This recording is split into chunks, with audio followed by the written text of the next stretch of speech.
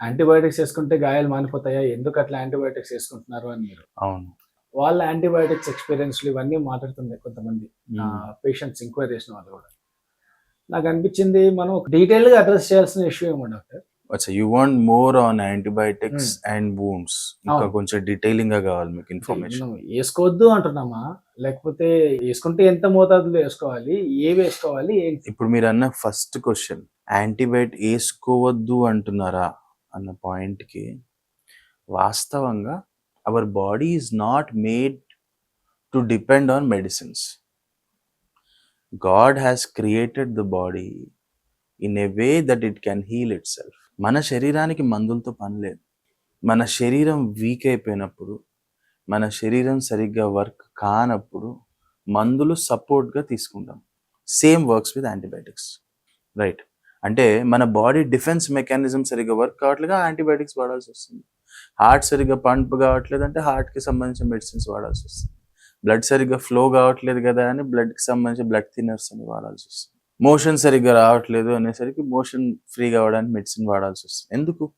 ఆ particular organ, ఆ particular thing సరిగ్గా వర్క్ కావట్లేదు కాబట్టి. Understood?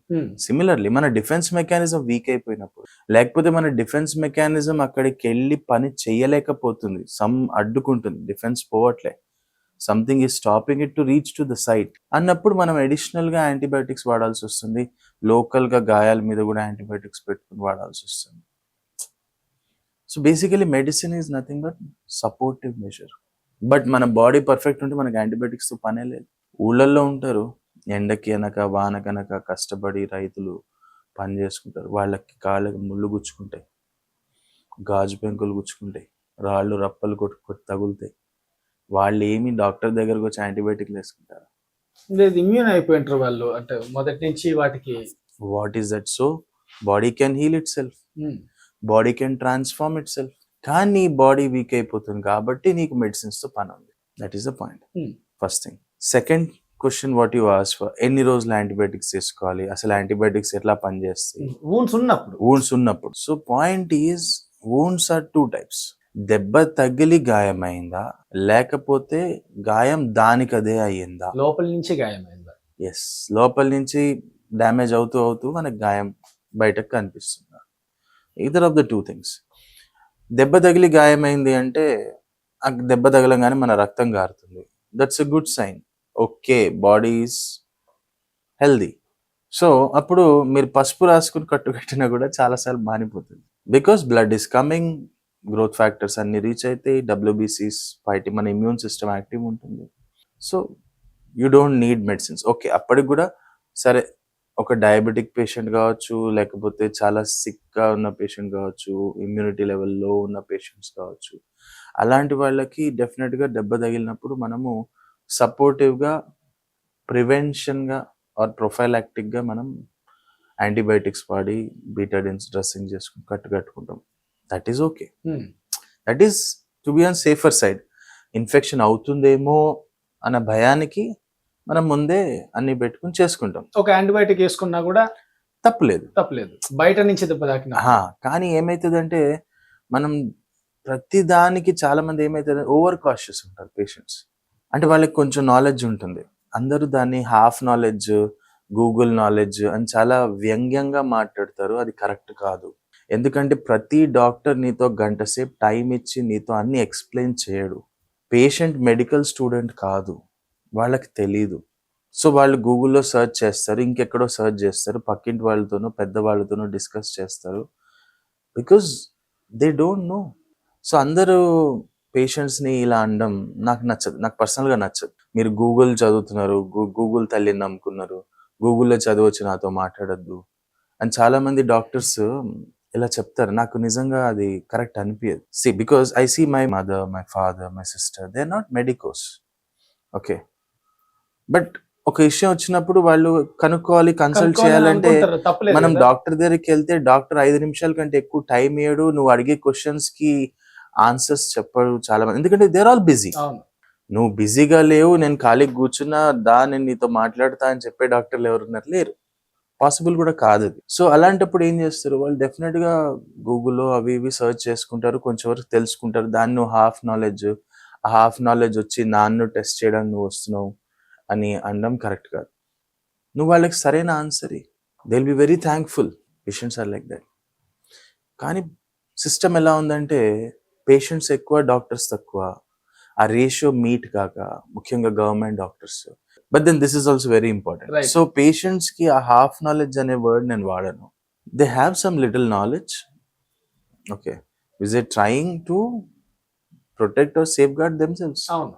So there is nothing wrong in that. ఎందుకు ఈ టాపిక్ వచ్చిందంటే పేషెంట్స్ యాంటీబయాటిక్స్ ఓన్ గా వాడేస్తా Administer చేయడం ఉంటారు. వల్ల సో సరైన యాంటీబయాటిక్స్ వాడకపోవడం ఒక ప్రాబ్లం అయితే, ఎందుకంటే ఎలా ఉంటుందంటే దగ్గు జలుబుకి ఒక యాంటీబయాటిక్ ఉంటుంది, కడుపు పై భాగంలో కొన్ని యాంటీబయాటిక్స్ పనిచేస్తాయి, కడుపు కింద భాగంలో కొన్ని యాంటీబయాటిక్స్ పనిచేస్తాయి. ఎందుకు ఆ డిఫరెన్స్ అంటే పై భాగంలో రక్త సరఫరా బాగుంటుంది కాబట్టి అక్కడ యానైరోబిక్ ఇన్ఫెక్షన్స్ తక్కువ ఉంటాయి. కడుపు కింద భాగంలో మనకి యానైరోబిక్ ఇన్ఫెక్షన్స్ ఎక్కువ వచ్చే ఛాన్సెస్ ఉంటాయి. సో ఎందుకు అలా వచ్చే ఛాన్సెస్ ఉంటాయి అంటే మన బ్లడ్ సర్క్యులేషన్ సిస్టమే అలా ఉంది. చెట్టు వేర్లు ఎలా ఉంటాయో మొదలు పెద్దగా ఉండి కిందకి వెళ్ళేసే సన్న సన్నగా అయిపోయి చాలా అయిపోతాయి. సో పై భాగంలో ఉన్న బ్లడ్ సప్లైకి కింద భాగంలో ఉన్న బ్లడ్ సప్లైకి డిఫరెన్స్ ఉంది. సో కింద ఈజీగా యానైరోబిక్ ఇన్ఫెక్షన్స్ ఎక్కువ వస్తాయి, పై భాగంలో యానైరోబిక్ ఇన్ఫెక్షన్స్ తక్కువ వస్తాయి. So antibiotics are also different, but people are also ఏమైపోతుందంటే they don't know all these things. And most importantly it's all about the oxygen concentration around the wound. So because of this differences, people don't know which one to take, which one not to take. Medical shop pharmacist కి వాళ్ళకి కొంచెం knowledge ఉంటుంది, right. ఎందుకంటే they have done their courses కాబట్టి వాళ్ళకి knowledge ఉంటుంది. ఏ medicine ఎలా పనిచేస్తుంది అని తెలుసుండదు, ఏ మెడిసిన్ ఎక్కడ వాడాలని వాళ్ళకి తెలియకపోవచ్చు. They know the pharmacology behind it, medicine ఎలా తయారైంది, దేనికి ఏ మెడిసిన్ అని కొంచెం ఐడియా ఉంటుంది. But where to use it అనేది doctor only can tell. So అప్పుడు ఏమవుతుందంటే చాలాసార్లు మిస్ మ్యాచెస్ అయ్యి సరైన యాంటీబయాటిక్ పడక, ఆ తర్వాత యాంటీబయాటిక్ రెసిస్టెన్స్ అయిపోవడం, లేకపోతే ఒకేసారి హై పవర్ యాంటీబయాటిక్స్ వాడడం వలన బాడీ వీక్ అయిపోవడం, ఇలాంటి కొన్ని కాంప్లికేషన్స్ జరుగుతూ ఉంటాయి. So that is also different story. Wounds విషయానికి వస్తే antibiotics role in wound is actually not that important. It's very important point. ఎందుకంటే నువ్వు యాంటీబయాటిక్స్ ఎంత ఇచ్చినా కూడా గాయాలు మానట్లేదు కొన్ని సందర్భాల్లో. సే ఒక 10 పేషెంట్స్ తీసుకుంటే ఈ రోజు ఉన్న డేట్కి ఒక 4 నువ్వు ఎంత హై పవర్ యాంటీబయాటిక్స్ ఏమి ఇచ్చినా మనకు రిజల్ట్స్ కనిపించని పరిస్థితులు వస్తున్నాయి. అంటే గాయం మానట్లేదు. I'm not talking about patient serious అయిపోయి సెప్సిస్ అయిపోయి ఐసీయూలో అడ్మిట్ అయిన పేషెంట్స్ గురించి నేను మాట్లాడట్లేదు. వూండ్స్ విషయంలోకి వస్తే చాలా హై పవర్ యాంటీబయాటిక్స్ వేసుకున్నా కూడా తగ్గినట్టు తగ్గి మళ్ళీ రిపీట్ అవ్వడం, లేకపోతే అసలు రెస్పాన్సే రాకపోవడం గాయాల మీద అనేది జరుగుతూ ఉంటుంది. అక్కడ యాంటీబయాటిక్ పని చేయలేదని కాదు, యాంటీబయాటిక్ కరెక్ట్ కాదని కాదు. పాయింట్ ఈజ్ అక్కడ యాంటీబయాటిక్ వెళ్ళట్లేదు. ఫస్ట్ పాయింట్, యాంటీబయాటిక్ అక్కడ రీచ్ కావట్లేదు. ఒకవేళ రీచ్ అయినా కూడా యాంటీబయాటిక్ బాడీతో కాంటాక్ట్లో లేదు. బాడీతో కాంటాక్ట్లో లేదు అంటే అర్థం ఏంటి? యాంటీబయాటిక్ వేసుకుంటే ఏదో ఇన్సులేషన్ లేయర్ లాగా ఏదో ఉందా, something is there, that is called biofilm. So ఎప్పుడైతే మనం గాయం పైనుంచి యాంటీబయాటిక్ ఇచ్చినా ఫరక్ రావట్లేదు. చాలా మంది ఆ పౌడర్ అని ఈ పౌడర్ అని కలిపి గాయాల మీద పెట్టి ప్యాక్ చేస్తారు, అయినా రిజల్ట్ రాదు. యాంటీబయాటిక్ టాబ్లెట్ లా తీసుకున్నా కూడా అది బ్లడ్ ద్వారా అక్కడ దాకా రీచ్ కావట్లేదేమో. Okay, that could be one reason. గాయం పైన ఆ బయోఫిల్మ్ అనేది ఒకటి ఫామ్ అయిపోవడం వల్ల నువ్వు పైనుంచి యాంటీబయాటిక్ ఇచ్చినా రిజల్ట్ రావట్లేదు. కడుపులో వేసుకున్నా, ఐవి ఇంజెక్షన్స్ వేసుకున్నా అది యాంటీబయాటిక్ అక్కడ రీచ్ కావట్లేదు. So there is a barrier. పైనుంచి బ్యారియర్ ఉంది, లోపల నుంచి బ్యారియర్ ఉంది. షీల్డ్ లాగా ఏదో కవర్ చేస్తుంది. లోపల నుంచి బ్యారియర్ ఏంటి, పైనుంచి బ్యారియర్ ఏంటి? Why it is not reaching to the site? నువ్వు ఐవి వేసుకున్నా, ఓరల్ వేసుకున్నా, it is not going to the site. Okay, మరి ఐవి ఓరల్ వేసుకున్నదంతా వేస్ట్ అయిపోయిందా అని నెక్స్ట్ క్వశ్చన్ ఉంటుంది. కాదు, అదేం చేస్తుందంటే మిగతా ఏరియాలో దాన్ని స్ప్రెడ్ కాకుండా ఆపుతుంది. ఆ ఇన్ఫెక్షన్ ని స్ప్రెడ్ కాకుండా ఆపుతుంది, కానీ అక్కడ ఉన్న ఇన్ఫెక్షన్ ని తీయలేకపోతుంది. ఎందుకంటే అది అక్కడ దాకా చేరలేకపోతుంది, సోర్స్ ని కొట్టలేకపోతుంది, బేసికల్ గా వెళ్ళలేకపోతుంది కదా, వెళ్తే కదా కొట్టేది. సో కంపెనీలు బాగాలేవు, యాంటీబయాటిక్ బాగాలేవు అని అంటే చెప్తాం. రైట్. అక్కడికి వెళ్తే కదా పని చేసేది. That is what the problem is. So ఏంటి ఆ ప్రాబ్లమ్? సో ఈ 2 విషయాలు మనం డిస్కస్ చేయాలి. ఫస్ట్ ఇంటర్నల్గా చూద్దాం. ఓకే, ఇంటర్నల్గా ఒక పెద్ద ఇంపార్టెంట్ పాయింట్ ఇప్పుడు నేను చెప్పబోతున్నా. It is oxygen concentration, it is oxygen pressure. అంటే అర్థం ఏంటంటే ట్యాంక్లో నుంచి నీళ్లు మన ట్యాప్లోకి వస్తాయి. ట్యాంక్లో నుంచి నీళ్లు రావడం వేరు, ట్యాంక్లోంచి నీళ్లు ప్రెషర్తో రావడం వేరు. ఆబ్వియస్లీ. రైట్. సో ప్రెషర్ అనేసరికి బ్లడ్ ప్రెషర్ లాగా దానికి ఒక ప్రెషర్ ఉంటుంది, some millimeters of mercury pressure ఉంటుంది. రైట్. సో వాటర్ అనేది పైప్లోకి డెలివర్ అవ్వాలంటే ఒక ప్రెషర్తో రావాలి. మామూలుగా కూడా నీళ్ళు వస్తున్నాయని అంటాం. ప్రెషర్తో రావడం అనేది వేరు, మామూలుగా రావడం అనేది వేరు. ఇది గమనించాలి మనం. అంటే చాలా మంది పేషెంట్స్ అడుగుతారు, సార్ నాకు కాళ్ళు మీరు రక్త సరఫరా లేదంటున్నారు, అందుకే గాయం మాంతలేదు అంటున్నారు, మరి రక్తం వస్తుంది కదా అంటున్నారు. సర్జరీ చేసినప్పుడు డ్రెస్సింగ్ చేసిన రక్తం వస్తుంది కదా, అయినా గాయం మాంటలేదు కదా అంటే నేను అదే చెప్పాను. రక్తం ఉంది కానీ అది ఎంత మోతాదులో ఎంత ప్రెషర్ తో వస్తుంది అనేది పనిచేస్తుంది. సో అప్పుడు ట్యాప్ మనకు కొంచెం తిప్పినా ప్రెషర్ తో వస్తుంది కాబట్టి వర్కౌట్. నువ్వు ఫుల్ ట్యాప్ దిక్కినా అంతే ప్రెషర్ తో వాటర్ వస్తుంది అనుకో, బెనిఫిట్ లేదు, క్లీన్ జరగదు. నువ్వు కిచెన్ లో పని చేస్తూ ఉంటావు, అంట్లు తోమాలి, ప్రెషర్ తో వాటర్ వస్తే వచ్చే క్లీనింగ్ కి నార్మల్ గా వాటర్ వచ్చే క్లీనింగ్ తేడా ఉంటుంది. కరెక్ట్.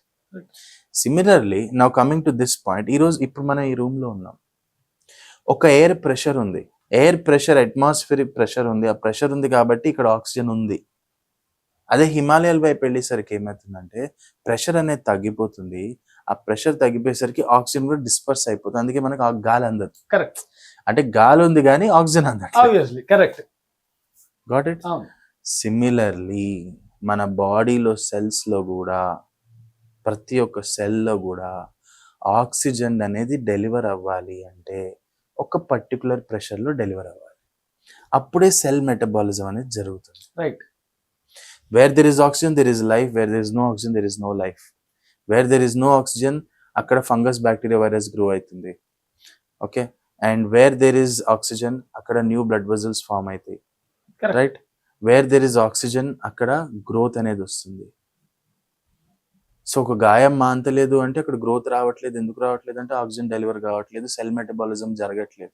సో ఎంత ప్రెషర్ కావాలి మనకి మినిమం? సో అది డిఫరెన్స్. రక్తం రావడం వేరు, రక్తం ప్రెషర్తో రావడం వేరు. ఆ ప్రెషర్తో రక్తం వచ్చినప్పుడు ఆక్సిజన్ కూడా ప్రెషర్తో delivery. So what is the minimum pressure required అంటే 60 to 65 millimeters of mercury pressure కావాలి. ఓకే. మినిమం. వేళ అంచులైనా సరే అంత ప్రెషర్తో ఎప్పుడైతే ఆక్సిజన్ డెలివర్ అవుతుందో, మినిమం ప్రెషర్తో సెల్ మెటబాలిజం జరుగుతుంది. మీరు చెప్పే ఈ ప్రెషర్ ఆఫ్ బ్లడ్ మన జనరల్ బ్లడ్ ప్రెషర్ రెండు ఒకటేనా? Pressure is same. Pressure is same. అంటే concept of pressure, measurement of pressure is same. కొంచెం డీప్ థియరీ అవుతుంది, but then it's very important. ఎందుకంటే ఇది అర్థం కాకపోతే మీకు అర్థం కాదు. రక్తం వస్తుంది అయినా గాయం మాంతలేదు, యాంటీబయాటిక్లు వేసుకున్నాం కదా, మరి డాక్టర్ చెప్పేది ఏంటంటే యాంటీబయాటిక్ అక్కడ దాకా వెళ్ళట్లేదు కాబట్టి పని చేయట్లేదు అని అంటున్నారు.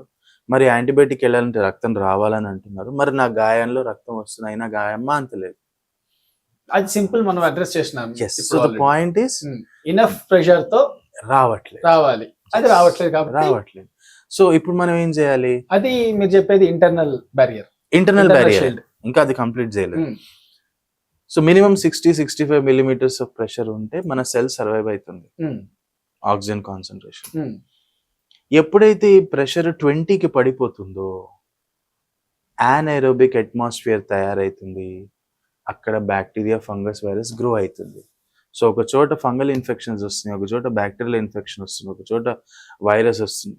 ఆల్ దోస్ వూండ్స్ దగ్గర కానీ ఏదైనా నాన్ హీలింగ్ వూండ్స్ అయిపోతున్నాయి, నెలలు సంవత్సరాలు అంటే అక్కడ యానైరోబిక్ అట్మాస్ఫియర్ తయారైంది. ఎందుకంటే ఆక్సిజన్ డెలివరీ తగ్గింది, ప్రెషర్ తగ్గింది. సో 20కి పడిపోయినప్పుడు ఇది ప్రాబ్లం. ఎప్పుడైతే ప్రెషర్ 0 to 5కి వెళ్ళిపోతుందో that is cell death, gangrene, which we were discussing last time. Okay. So ఇది ప్రెషర్తో డెలివర్ గాను. ఒక పొలంలో నీళ్ళు వస్తున్నాయి, ఒక పొలంలో ప్రెషర్తో నీళ్ళు వస్తున్నాయి. తేడా ఉందా లేదా? కరెక్ట్. సో బేసికల్ మీరు ఏమంటారంటే అస్సలు కొంచెం కూడా ప్రెషర్ లేకుండా వెళ్ళిపోతుంటే ఇట్ ఈస్ యాజ్ అది బంజర్ భూమి లాగే ఉండిపోతుంది. సో గ్యాంగ్రీన్ బంజర్ భూమి అయిపోయింది లాస్ట్ కి 5% ప్రెషర్కి వచ్చినప్పుడు 5 బంజర్ MG భూమి అని టాపిక్ ఎత్తా కాబట్టి నేను చెప్తాను, బంజర్ భూమితోనే పేషెంట్స్ నా దగ్గరకు వస్తారు. సో పేషెంట్స్ కాళ్ళు, పేషెంట్స్ గాయాలు నాకు బంజర్ భూమితో సమానం. నేను ఒక రైతులాగా బంజర్ భూమి మీద పని చేయాలి. ఒక రైతులాగా ఏం చేస్తారు? ఒక రైతు బాగా దున్ని పొలాన్ని, దాంట్లో యూరియా వేసి, ఫర్టిలైజర్స్ వేసి, నీళ్లు పోసి, దాన్ని ఫర్టైల్ ల్యాండ్గా మార్చి అప్పుడు విత్తనాలు నాటితే ఆ నాటిన విత్తనాలు మొలకలై మొక్కై చెట్టు అయ్యే వరకు జాగ్రత్తగా కాపాడుకుంటారు. అది ఒక ఫార్మర్ చేసే పని. నేను ఒక సర్జన్గా కూడా నేను కూడా ఒక ఫార్మర్ని. Medical farmer, surgical farmer. Correct. So నేను కూడా అదే విధంగా నా wounds-ని హీల్ చేయాలి. దానికి కావాల్సినదో దానికి అందించి దాన్ని రెడీ చేసుకుని అక్కడ విత్తనాలు నాటి న్యూ బ్లడ్ వెజల్స్ తయారయ్యేటట్టు చేసుకోవాలి, న్యూ గ్రోత్ వచ్చేటట్టు చేసుకోవాలి. అప్పుడే ఆ wound హీల్ అవుతుంది. సో బేసిక్గా we are also doing farming. Correct. Now coming back to the point, ఇంటర్నల్లో ఇంకొక పాయింట్ ఏంటంటే 0 to 5 వెళ్తే సెల్ డెత్, అంతే. అందుకే గ్యాంగ్రీన్ అయిపోయింది. అవును. అదే ప్రెషర్ 20లో ఉన్నప్పుడు anaerobic ఇన్ఫెక్షన్స్ వస్తున్నాయి. సో ఇన్ఫెక్షన్స్ వచ్చి దానికి క్లీన్ చేసి అంతా చేస్తా వెళ్తారు. తర్వాత అది నల్లగా అయిపోతూ ఉంటుంది. క్లీన్ చేస్తున్నారు, యాంటీబయాటిక్స్ పెడుతున్నావు, రైట్? నువ్వు గాయాన్ని క్లీన్ చేస్తున్నావు, యాంటీబయాటిక్స్ పెడుతున్నావు, డిబ్రైడ్మెంట్ సర్జరీలు చేస్తున్నావు, అయినా కూడా గాయం చెడిపోతా ఉంది, నల్లగా అయిపోతా ఉంది. కారణం ఏంటి? దానికి కావాల్సిన ఆక్సిజన్ డెలివరీ కావట్లేదు. ప్రెషర్ తగ్గిపోతా ఉంది. 60-65 నుంచి ఉండాల్సింది 20కి పడిపోయి ఆ తర్వాత 0 to 5 5కు పడిపోయింది. సెల్ డెత్ అయిపోయింది. సో నువ్వు ఎంత యాంటీబయాటిక్స్ ఇచ్చినా, ఎంత డిబ్రైడ్మెంట్లు చేసినా, ఎన్ని రకమైన కట్లు కట్టినా దాన్ని నువ్వు ఆపలేకపోతున్నావు. ఎందుకంటే నువ్వు బయట నుంచి ప్రయత్నం చేస్తున్నావు, దానికి కావాల్సిన దానికి ఇవ్వట్లేదు. That is the problem why the wounds are not healing. Despite using antibiotics వాడుతూ కూడా యాంటీబయాటిక్లు సర్జరీలు ఎంత చేసినా ఇంకా డ్యామేజ్ అయిపోయి వేలు కొట్టేసే పరిస్థితి వస్తుంది. రీజన్ ఇది. ఎందుకంటే అది ప్రెషర్ తగ్గిపోతా ఉంది. Now there is another catch here. So దీన్ని ఏమంటారు? హైపాక్సియా. anaerobic అట్మాస్ఫియర్ తయారైంది. హైపాక్సియా అంటే ఆక్సిజన్ లేని atmosphere, right? 0 to 5 is cell death, but 5 to 10 అంటే it's very mild oxygen is coming. అది ఇంకా డేంజర్ ఎందుకు తెలుసా? 5 to 10 ప్రెషర్లో అంటే హైపాక్సియా అట్మాస్ఫియర్ హైపాక్సిక్ డ్యామేజ్ జరుగుతుంది. అంటే ఒకళ్ళని ముక్కు మూసేస్తే ఎలా అయితే కొట్టుకుంటారో అలా సెల్స్ ఇంతే ఆక్సిజన్ అందుతుంది. సో ఇంత ఆక్సిజన్ అందుతున్నప్పుడు అది స్ట్రగుల్ టు ఫంక్షన్ అవుతుంది. ఆ స్ట్రగులే సెల్ గ్రోత్ అవుతుంది. అబ్నార్మల్ గా సెల్ గ్రోత్ అవుతుంది. అదే క్యాన్సర్ గా మారుతుంది. అండర్స్టూడ్? 0 to 5 ప్రెషర్ అనేది సెల్ డెత్. కానీ 5 to 10 అందని ఆక్సిజన్ లెవెల్స్ లో ఉన్నప్పుడు హైపాక్సిక్ డ్యామేజ్ జరుగుతుంది. హైపాక్సి వల్ల బాడీ ఇంకా ఓవర్ రియాక్ట్ అవుతుంది. ఆ ఓవర్ రియాక్ట్ అయ్యి ఓవర్ సెల్ గ్రోతే cancer. 0 to 5 is gangrene, 5 to 10 cancer, 20-25 anaerobic infections. See everything, all these things. ఈరోజు పబ్లిక్ గాయాల విషయంలో కానీ హెల్త్ విషయంలో కానీ స్ట్రగుల్ అవుతున్నారంటే ఇవే కదా మేజర్. ఇన్ఫెక్షన్ కంట్రోల్ కాకపోవడం, క్యాన్సర్స్ రావడం, సెల్ డెత్ అయిపోయి గ్యాంగ్రీన్ అయిపోవడం, ఇవే కదా మేజర్ ఇష్యూస్. ఈ మూడిటికి కారణం ఒకటే, ఆక్సిజన్ డెలివరీ తగ్గిపోవడం సెల్స్లో. మీరు 5 దాకా వస్తే డెడ్ అన్నారు, బట్ 5 to 10 5 to 15 మీరు అన్నది అయితే అది జస్ట్ బ్లూ మై మైండ్. అంటే సెల్స్ అజిటేట్ అయిపోతాయి. అంటే చాలా తక్కువ ఆక్సిజన్ ఉండడం వల్ల అది క్యాన్సర్ పెరిగేది హైపాక్సిక్ కండిషన్స్ లో కదా. Okay okay. కంప్లీట్ చంపకుండా అలా అని బతికి లేదు, ఆ టైంలో ఓవర్ గ్రోత్ అవుతుంది. సో ఇది జస్ట్ ఇది ఒక పుండు. It's not just about wound, this is much more than a wound. మామూలుగా మన వూండ్ మన కంటికి కనిపిస్తుంది అంతే. కంటికి కనిపించింది బాడీలో చాలా జరుగుతూ ఉంటాయి. అన్నిటికీ రూట్ కాజ్ ఒకటే, ఆక్సిజన్ డెలివరీ సిస్టమ్.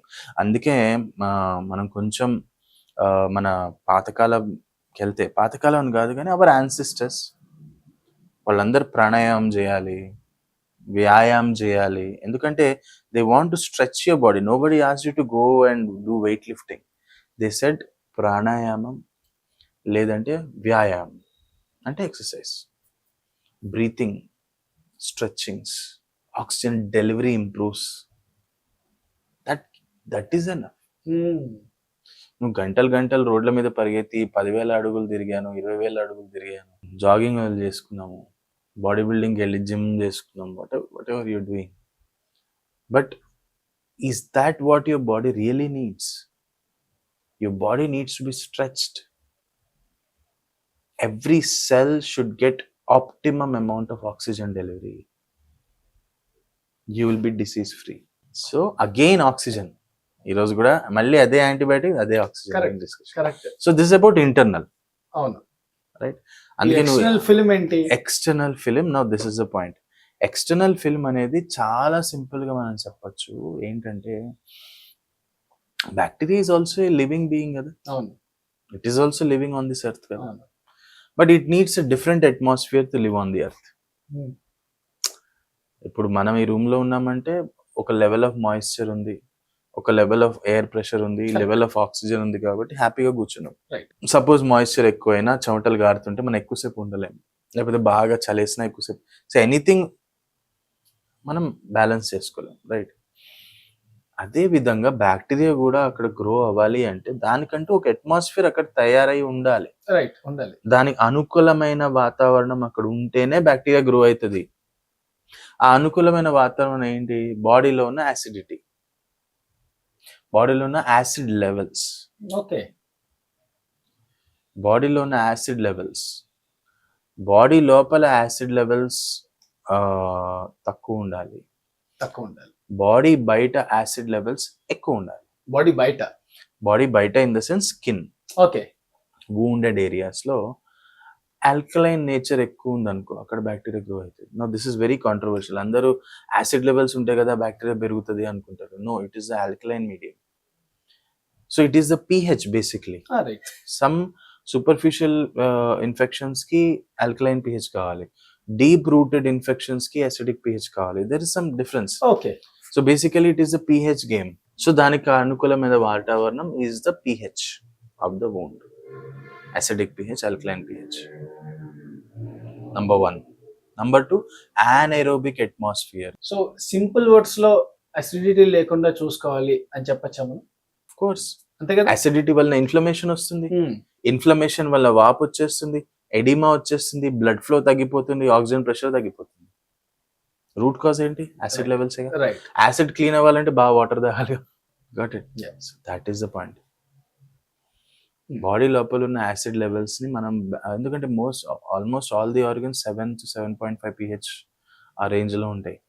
మనం తీసుకునే ఫుడ్, మనం తీసుకునే water, everything is acidic. So దానివలన మనకి చాలా వరకు ప్రాబ్లమ్స్ వస్తాయి. అది మళ్ళీ సెపరేట్ టాపిక్, దాని గురించి మళ్ళీ మాట్లాడుకుందాం. కానీ let's get back to the 2 things which we are discussing. Internal గా బ్లాకేజెస్ ఏంటి? వూండ్ హీల్ కాకపోవడానికి, యాంటీబయాటిక్స్ రీచ్ కాకపోవడానికి. ఎక్స్టర్నల్ బ్లాకేజెస్ ఏంటి? ఇంటర్నల్ ఎక్స్ప్లెయిన్ చేసేసాను. ఎక్స్టర్నల్ గా it is the biofilm which is form. Now what is biofilm? Simple terms I will tell you. So బ్యాక్టీరియాకి ఒక atmosphere కావాలి, ఆ అట్మాస్ఫియర్ లో బ్యాక్టీరియా గ్రో అవుతుంది. ఇది ఒక పాయింట్. anaerobic అట్మాస్ఫియర్ కూడా ఉంటుంది దాంట్లో. సో యాసిడ్ లెవెల్స్ ఎక్కువ ఉండాలి ఆర్ pH డిఫరెన్స్ ఉండాలి, number 1. Number 2 is the oxygen concentration. Okay, so oxygen concentration తక్కువ ఉంది కాబట్టి anaerobic అట్మాస్ఫియర్ కూడా బ్యాక్టీరియా గ్రో అవుతుంది. Correct, right. Most important thing, now అక్కడ బ్యాక్టీరియా గ్రో అవుతుంది, మనం ఏం చేస్తాం? ఆ బ్యాక్టీరియాని చంపాలని యాంటీబయాటిక్స్ ఇస్తా ఉంటాం. What I said in the beginning, bacteria is also like a living being. So తను ప్రొటెక్ట్ చేసుకోవాలని చూస్తుంది, రైట్? అంటే బాగా వర్షం పడితే మనం ఏం చేస్తాం? ఒక గొడుగు ఓపెన్ చేసుకుంటాం. ఒకసారి తడుస్తావు, 2 సార్లు తడుస్తావు, 3వసారి గొడుగు తెచ్చుకుని బయటకు వెళ్తావు, ఎందుకంటే నీకు తెలుసు వర్షం వస్తుంది అని. అలాగే బ్యాక్టీరియా కూడా యాంటీబయాటిక్స్ పడుతున్నాయి కాబట్టి మనం కూడా ఒక గొడుగు ఓపెన్ చేసుకుని వెళ్ళాలి బయటకి అని ఆ రెసిస్టెన్స్ డెవలప్ చేసుకుని తన ఒక బయోఫిలిం ని ఫార్మ్ చేసుకుంది. Is it literally a physical film? It's a physical barrier created by the bacteria Okay. itself as to protect themselves. Okay అదే బయోఫిలిం. ఓకే ఓ ఏదో సైన్స్ ఫిక్షన్ సినిమా లాగా ఉంది ఇది. సో బ్యాక్టీరియా ఏం చేస్తుంది, బ్యాక్టీరియా తనకు తాను దాని మీద ఒక బయోఫిల్మ్ ని తయారు చేసుకుంటుంది. మనకు అది బయోఫిల్మ్ ఉన్న విషయం అర్థం కాక దాని మీద నుంచి ఆయింట్మెంట్ క్రీమ్లన్నీ పెడతా ఉంటాం, అది అయినా కూడా అది ఎక్కడికి పోదు అది. సరిపోదు, అక్కడే ఉంటుంది. ఎందుకంటే ఎక్కడో it is covering it self. చాలా సార్లు డిబ్రైడ్మెంట్ సర్జరీస్ అవుతాయి, కొన్నిసార్లు బయోఫిలిం పోతుంది, కానీ బ్యాక్టీరియా డీప్ రూటెడ్ ఉండేసరికి అవి మళ్ళీ వచ్చాయి. ఎందుకంటే సూపర్ఫిషియల్ గా తీస్తున్నా కానీ డీప్ గా ఉన్న బ్యాక్టీరియా మళ్ళీ పైకి వస్తుంది, మళ్ళీ బయోఫిలిం తయారు చేసుకుంటుంది. అందుకని చాలాసార్లు గాయం నీట్ గా ఎర్రగా కనిపించినా తొందరపడి మనం స్కిన్ గ్రాఫ్ట్ వేసిన, ప్లాస్టిక్ సర్జన్స్ ఫ్లాప్ ప్రొసీజర్స్ చేసిన, మాలాంటి పొడియాట్రిక్ సర్జన్స్ వీడు డర్మల్ సబ్స్టిట్యూట్స్ ఇలాంటివన్నీ చేసినప్పుడు ఓన్ టేకప్ కాలేదు. 3rd డే 4th డే కల్లా స్కిన్ గ్రాఫ్ట్ పోయింది, ఫెయిల్ అయింది, స్కిన్ గ్రాఫ్ట్ ఫెయిల్ అవుతుంది. All these things are happening because uh biofilm ఒకటి ఉంది, అది పోలేదు. గాయం ఎర్రగా కనిపించినంత మాత్రం బయోఫిల్మ్ లేదని కాదు. అది మనము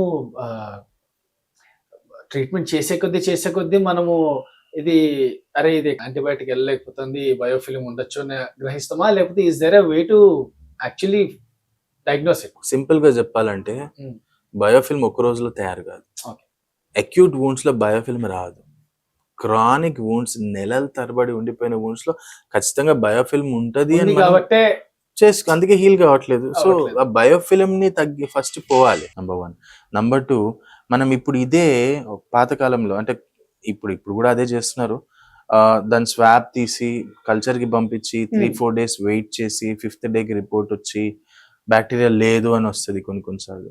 లేకపోతే బ్యాక్టీరియా ఉంటే ఫలానా బ్యాక్టీరియా ఉంది అని చెప్పి దానికి ససెప్టబుల్ యాంటీబయాటిక్స్ ఏంటి. So it's lengthy process, right? So what we are doing, just with one photo click we can identify whether the bacteria is present or not. నువ్వు డిబ్రైడ్మెంట్ చేస్తావు, డిబ్రైడ్మెంట్ చేసిన తర్వాత మరి బయోఫిల్మ్ పోయిందా లేదా అని చెక్ చేసుకోవడానికి ఒక క్లిక్, అక్కడ ఏ గ్రోత్ కనిపించలేదంటే బయోఫిల్మ్ లేదు, బ్యాక్టీరియా లేదు. You can straight away go for skin grafting. You don't need to wait for 3-4 days. Great. అంత advanced technology, we will talk about advanced technology in our next section. Okay, thanks a lot, doctor. Yeah.